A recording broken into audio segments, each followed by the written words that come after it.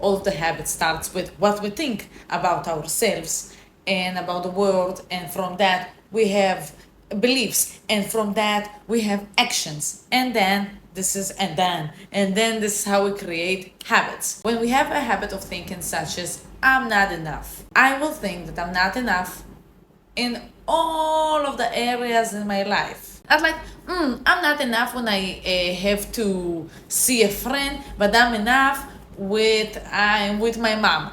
No, I'm never enough, no matter what I will do. Same with a very common belief is that we can control. We try, at least. We want to think that we can control the things that we can't control, such as things that happening around us called life. We can't control other people. We can't control other circumstances. We can only control how we react towards all of the things. We can control how we think, how we feel about all of the things that are happening around us. And I want to give you a cool thing that if by doing this one thing in one area, it may open something.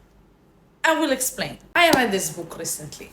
What I was usually doing when I was reading a book, I was reading and then I started to feel a bit tired. So I would check, or you know what, not even tired. I just had less patience. So I started to check how much chapters and how long the chapter are in the future. Okay, and by checking it, I would check and I see, oh wow, 10 pages of the new chapter. I will not read. I will decide what to do in my present moment by checking out, having a glimpse to the future. What was it doing to me? It's that I created actions based on things in the future instead of being based on the present moment, on how I feel in the present moment. So I decided to try a new thing. I said, okay, I'm not checking out. I'm not going to check what's in my future anymore while reading this book, Future. I'm just going to read and listen to myself. If it's still interesting right now and I have the patience, I will read.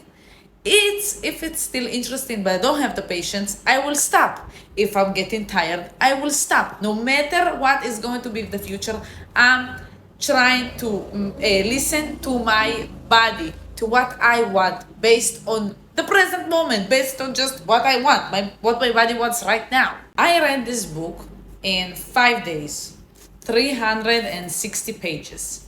As you can hear, English is not my first language, also not my second. So this was my first time ever reading a book, not in my language, so fast. I understood that the reason that I could do it fast, apparently, faster than I have ever read a book in English, at least, because I'm comparing it to myself. I'm not going to compare it to people who this is their native language, obviously, or bookworms that read in their native language. I'm going to compare it only to myself. And what was the different thing? That I wasn't trying to control my present from the future. I'm just was present and I was listening to myself. That's it. Even if it was the most fun thing right now that I'm reading, I wanted to rest. I want to stop reading. I stopped. I wanted to continue. I continued. And because you remember what I started with, that if we have a belief on everything. What does it mean? I will be honest, it's still something in me is feeling scared from the mysterious world, from the unknown, that the reality is everything is unknown. We try to show you as if you can know what, but we can't. So by doing at least something in one area, reading books, so easy, right? I can start to show myself how does it feels like and looks like and what are the outcomes of being present, just being present and going with the flow. This moment, the flow, it's the book, but also I can compare it to the flow of life, the mysteriosity, the unknown.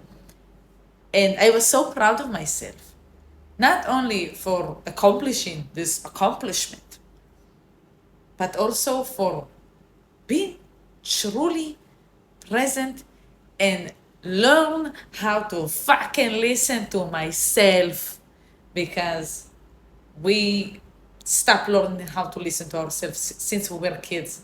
So it's about time to start to listen to ourselves again. What is your thing that you're going to try to do?